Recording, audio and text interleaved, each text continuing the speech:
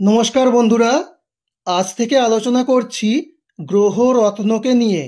তো আজকে আলোচনা করব চুনি বা রুবি পাথরটিকে নিয়ে।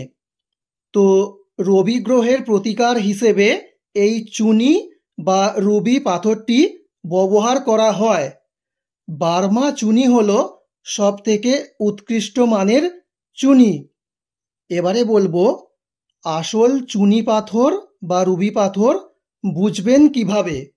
নাম্বার 1, চুনি পাথরের স্পেসিফিক গ্র্যাভিটি হতে হবে 3.97 থেকে 4.1, তাহলে কিন্তু সেটা আসল চুনি হবে।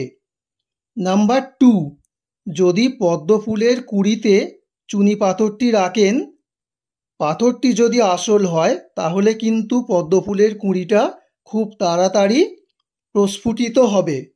নাম্বার 3, চুনি পাথরটাকে চোখের পাতায় ধরলে যদি ঠান্ডা অনুভব হয় তাহলে বুঝবেন ওটা আসল চুনি।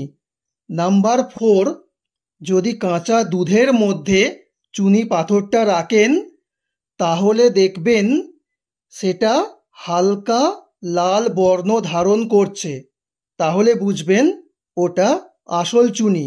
এবার বলবো কিভাবে সঠিকভাবে চুনি পাথরটাকে শোধন করবেন। পাতিলেবুর রসের মধ্যে চুনি পাথরটাকে 24 ঘন্টা চুবিয়ে রাখবেন।